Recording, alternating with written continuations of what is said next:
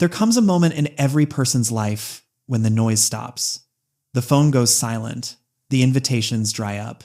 The friends who promised to always be there have disappeared into their own lives. You reach out and find nothing but empty air. You look around and see no one standing beside you. This is not imagination. This is not paranoia. This is reality. And right now, you might be living in this exact moment. The loneliest place in the world is not a physical location. It is the space between needing someone and having no one to call. It is the gap between crying out for help and hearing nothing but silence echo back.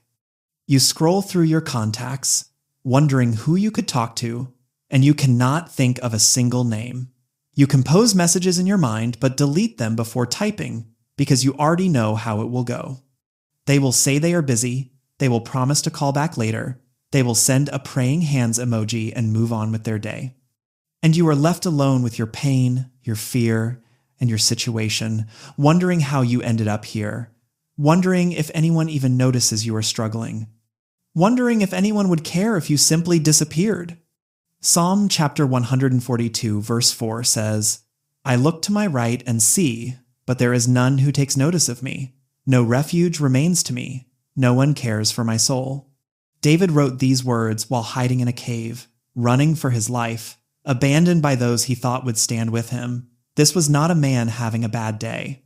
This was a man who had been anointed king, who had killed giants, who had led armies to victory.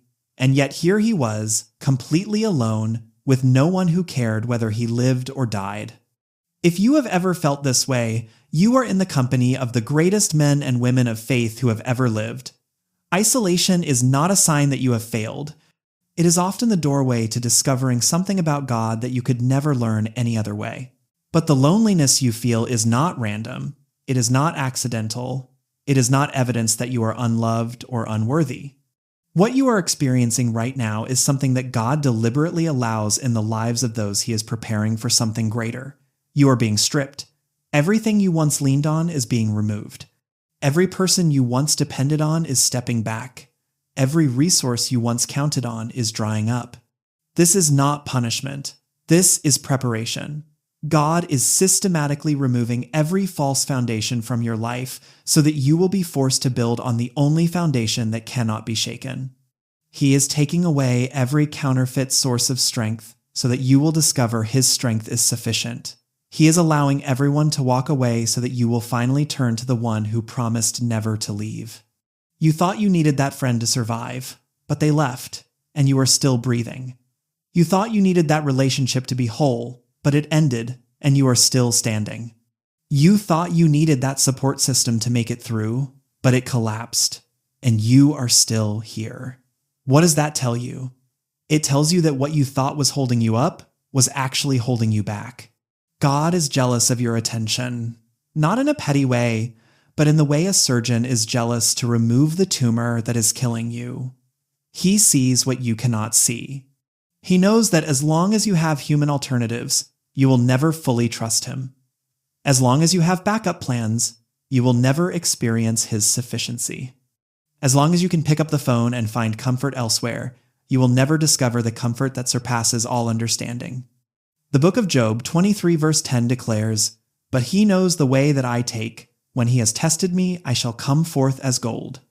He lost everything: his wealth, his health, his children, and his reputation. Even his wife told him to curse God and die. His friends came to comfort him but ended up accusing him of hidden sin. He was reduced to sitting in ashes, scraping his sores with broken pottery, completely alone in his suffering. But Job understood something that most people miss. He recognized that God was testing him, refining him, preparing him to come forth as gold. The stripping you are enduring right now is not the end of your story. It is the purification process that prepares you for what comes next. Before this season of isolation, you built your life on people. You might not have realized you were doing it, but you were. You measured your worth by who paid attention to you. You found your identity in the circle you belonged to. You derived your security from who was in your corner. These people became your functional saviors. You prayed to God, but you looked to them for answers. You worshiped God, but you depended on them for provision.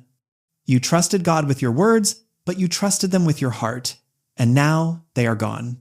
Not because they were bad people, not because they meant to hurt you, but because God cannot share his glory with anyone.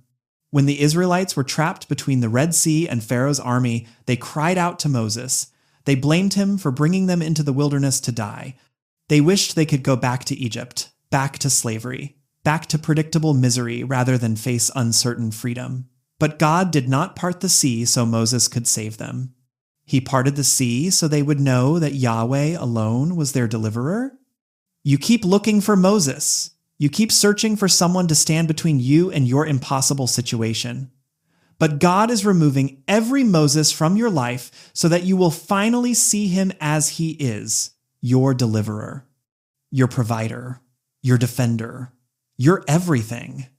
The problem with human saviors is not that they are evil. The problem is that they are insufficient. They will fail you, not because they want to, but because they are human. They have limits. They have problems of their own. They have seasons where they cannot carry you because they can barely carry themselves. And if you build your life on them, you will spend your entire existence being disappointed.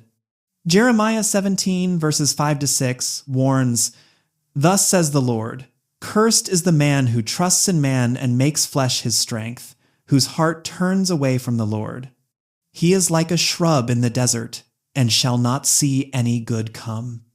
This is harsh language, but it is a necessary truth. When you place your trust in people instead of God, you become like a plant in the desert. No matter how much you try to grow, there is no water. No matter how much you strain toward the sun, there is no nourishment. You wither, you dry up, you wonder why nothing in your life seems to work. But here is what happens when the stripping is complete. Here is what emerges when everyone else has walked away. Here is what you discover in the silence that terrified you.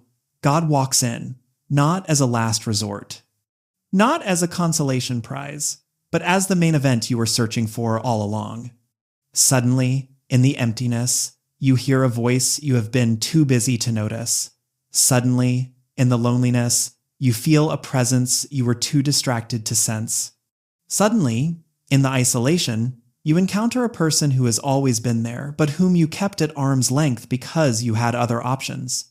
This is when faith stops being theoretical and becomes experiential. This is when God stops being a concept you agree with on Sundays and becomes a reality you depend on every moment. This is when your relationship with him transforms from religious routine into desperate intimacy. You begin to pray differently, not with rehearsed words, but with raw honesty, not with proper theology, but with gut-level confession. You stop performing for an audience and start communicating with a father. You stop trying to impress him and start trusting him. You stop bringing him your wish list and start bringing him your broken heart. And something miraculous happens. He answers, not always with the solution you wanted, but always with the presence you needed. He does not always change your circumstances, but he always changes you in the midst of them. He does not always remove the storm, but he always joins you in the boat. Psalm 34, verse 18 promises, "The Lord is near to the brokenhearted and saves the crushed in spirit." Notice what this verse does not say. It does not say God is near to the strong. It does not say God is near to those who have it all together. It does not say God is near to those who are surrounded by people. It says God is near to the brokenhearted, to the crushed in spirit, to those who have been reduced to nothing. When you have no one but God, you discover that God is not just enough. He is more than enough. He is everything you were searching for in all those people who let you down. He is the friend who never betrays. He is the counselor who always understands. He is the provider who never runs out. He is the defender who never loses a battle. Most people spend their entire lives trying to avoid the place they are in right now. They surround themselves with noise to escape the silence. They fill their calendars to avoid being alone. They collect people like insurance policies against ever having to depend solely on God. But you do not have that luxury anymore. You have been forced into a position that is actually a privilege. You are experiencing what some of the greatest saints in history begged for: total dependence on God, complete reliance on his sufficiency, absolute trust in his faithfulness. Moses spent 40 years in the wilderness before God called him from a burning bush. Joseph spent years in slavery and prison before he became second in command of Egypt. David spent years running and hiding before he sat on the throne. Elijah was fed by ravens during a drought. Paul was beaten, shipwrecked, and imprisoned. Jesus himself spent 40 days in the wilderness being tempted by the devil with no one but the Father. What do all these stories have in common? Isolation preceded elevation. Loneliness preceded blessing. The wilderness preceded the promised land. The cave preceded the crown. The desert preceded the dynasty. You are not being punished. You are being positioned. You are not being abandoned. You are being prepared. You are not being destroyed. You are being refined into something stronger, purer, and more powerful than you could ever become, surrounded by people who give you easy comfort instead of divine confrontation. 2 Corinthians 12:9-10 says, "But he said to me, 'My grace is sufficient for you, for my power is made perfect in weakness.' Therefore I will boast all the more gladly of my weaknesses, so that the power of Christ may rest upon me." Paul was pleading with God to remove his thorn in the flesh. 3 times he begged for deliverance. 3 times God said no, not because God was cruel, but because God was strategic. The weakness Paul wanted removed was the very thing that kept him dependent on divine power instead of human strength. Your isolation is your weakness. Your loneliness is your thorn. And God is saying the same thing to you that he said to Paul. My grace is sufficient. My power works best when you have nothing else to rely on. My strength is magnified when yours is exhausted. When God finally has you alone, when every distraction is removed, when every false support is gone, he begins to do the work that could never happen in the crowd. He starts speaking things that you could never hear over the noise of human voices. He begins revealing truths that you could never see while looking to others for validation. He starts healing wounds that you did not even know you had because you were too busy collecting bandages from people. First, he reveals who you really are apart from others' opinions. You have spent your entire life defining yourself by what people think of you. You are whoever they say you are. You are worthy when they approve. You are valuable when they validate. You are significant when they notice. But when everyone is gone, when no one is watching, when no applause is coming, you are forced to confront a question you have been avoiding. Who are you when no one is looking? God answers that question. He shows you your identity as his child, not because of what you have accomplished, not because of who you know, not because of what you bring to the table, but simply because he chose you, called you, and sealed you as his own. Second, he exposes the idols you were serving. You thought you were serving God, but you were actually serving people's approval. You thought you were following God's will, but you were actually following the crowd's expectations. You thought you were building God's kingdom, but you were actually building your own reputation. Isolation removes the audience, and when the audience is gone, you discover what you were really performing for.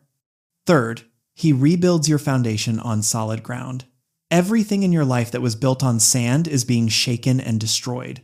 Your confidence, which was built on compliments, is collapsing. Your security that was built on relationships is crumbling. Your peace that was built on circumstances is evaporating. And once the rubble is cleared, God begins to rebuild on the only foundation that can withstand any storm: his word, his promises, his character, his unchanging nature.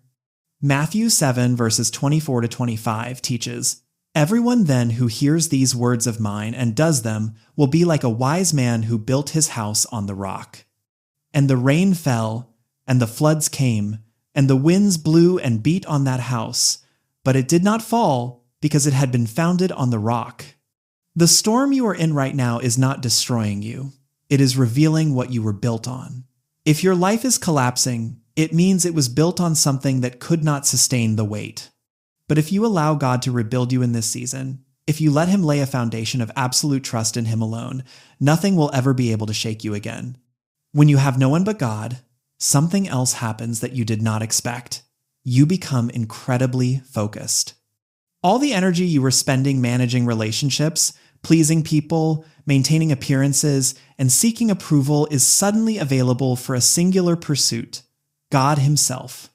Your prayers become laser-focused because you are not praying to impress anyone. Your worship becomes authentic because there is no audience to perform for. Your obedience becomes radical because you are no longer calculating what people will think. You stop being a religious person and become a disciple. You stop going through motions and start pursuing presence. This is where supernatural strength emerges, not from having a large support system, but from having an intimate relationship with the source of all strength. The person who depends on many people is weak because their strength is fragmented, distributed, and conditional. But the person who depends on God alone is strong because their strength comes from an infinite source that never runs dry.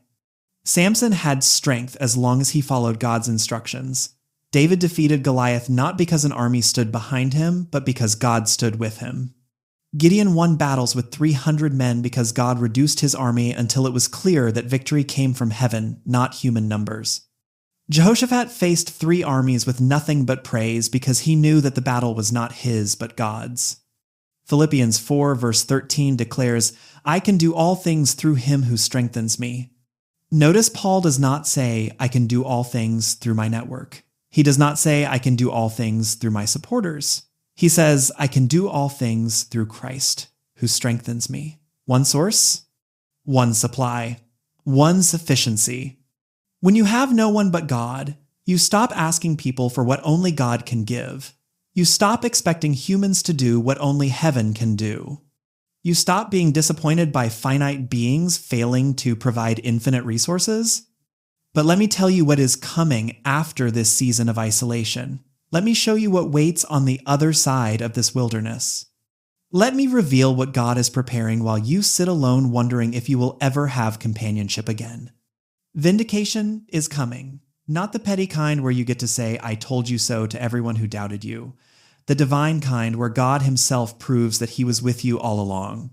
He elevates you in the sight of those who dismissed you, where He restores what was stolen with interest. He opens doors that no one can shut and gives you influence you never campaigned for. Joseph sat in prison for years, forgotten by everyone except God. But when God's timing came, Pharaoh had a dream that no one could interpret. Suddenly, the forgotten prisoner was summoned, elevated, and placed in charge of the entire nation. Everyone who had abandoned him came back bowing, begging for what he now had the authority to give. David hid in caves while Saul hunted him. His own family doubted him. His nation rejected him. But God was preparing a king in the darkness, strengthening him in isolation and building in him the character necessary to rule well. And when the time came, the man who had been hunted became the man who sat on the throne. Esther was an orphan with no connections, no influence, and no power. But God positioned her in isolation with her cousin Mordecai until the moment came when her unique access could save an entire nation. What looked like abandonment was actually strategic positioning. Psalm 37-6 promises, "He will bring forth your righteousness as the light and your justice as the noonday."